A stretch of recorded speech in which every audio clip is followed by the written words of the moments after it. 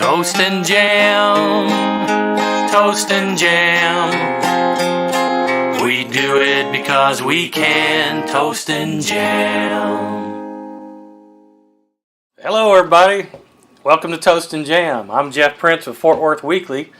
Today's very special guest is the one, the only, Opal Lee. And I'm going to tell Jeff and the audience about Juneteenth and how we are working to get it a national holiday. It isn't a national holiday already? No, it isn't. 45 states have it as a state holiday. So we are asking Congress, because there's already a bill there, K. Bailey Hutchinson authored the bill. It simply didn't pass both houses. And so if the senators would get busy and sign off on it, we'd have a Juneteenth bill for 2019. And that's what we're working toward. If you haven't known, for the last 2 years, Opal has been trying to get Juneteenth into a national holiday.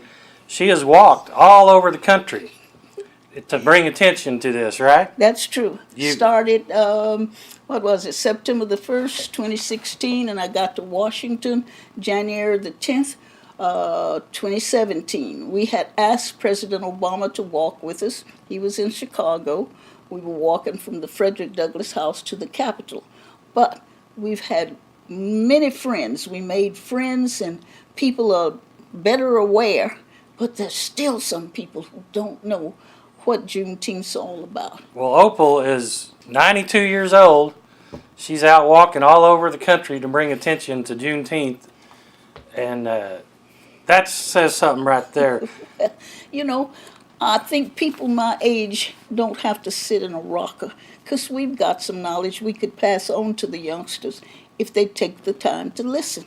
And so I collar some of them from time to time, and I tell them about these things. We've got the Juneteenth celebration here in Fort Worth every year. Sometimes it's 4 or 5 days long. We have the festival, but then we have other things like the health fair and the business portion of it.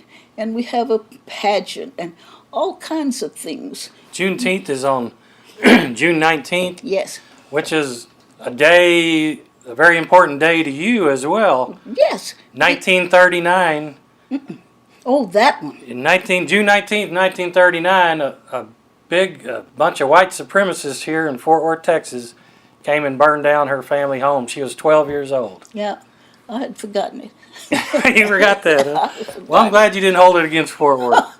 No, that's why I'm still trying to educate Fort Worth that because slaves were freed 2.5 years after everybody else knew they were free, that we've got a job to do. I see Juneteenth as a unifier, bringing people together.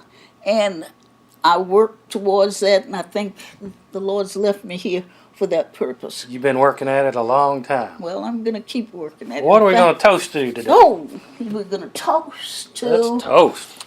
My ancestors and the broadest family. That's the broadest tree. My grandfather, my grandmother, and the 19 children they had. My grandmother had 3 sets of twins. Those are my ancestors. 19 children. All right, come on. Lordy. There you go. I'll toast to that.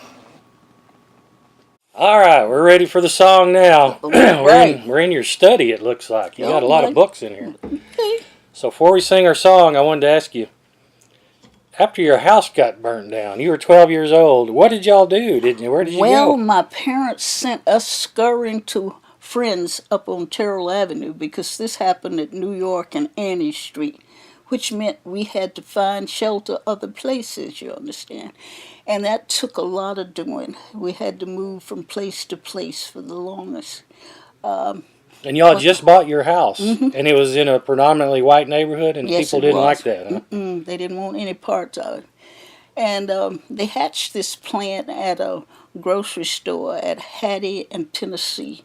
I wasn't there, but we heard later about what they said and how they felt. And there was another family who'd bought a house in that neighborhood. They never moved in. They rented it to whites after that. Yeah.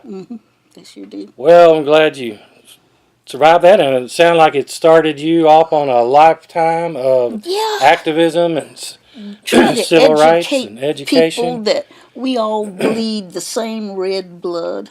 We all want the same thing: a decent education, a decent place to live, a decent job that pays us well.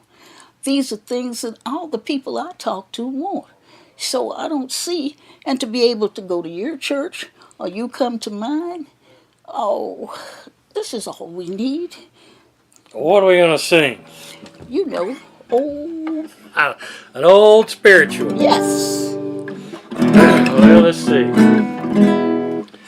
If I could, I surely would stand on the rock where Moses stood. Pharaoh's army got drowned dead. Oh, Mary, don't you weep. Oh, Mary, don't you weep, don't you moan. Oh, Mary, don't you weep, don't you moan. Pharaoh's army got drowned dead. Oh, Mary, don't you weep. I went down to the valley to pray. My soul got happy and I stayed all day. Pharaoh's army got drowned dead. Oh, Mary, don't you weep. Oh, Mary, don't you weep, don't you moan. Oh, Mary, don't you weep, don't you moan. Pharaoh's army got drowned dead. Oh, Mary, don't you weep. Thank you so much for being on the show, Opal. You're a sweetheart. Thank you for having me. 92 years young, still walking all over the country. See y'all next time on Toast and Jam. Oh, Mary, don't you weep, Mary, don't you weep.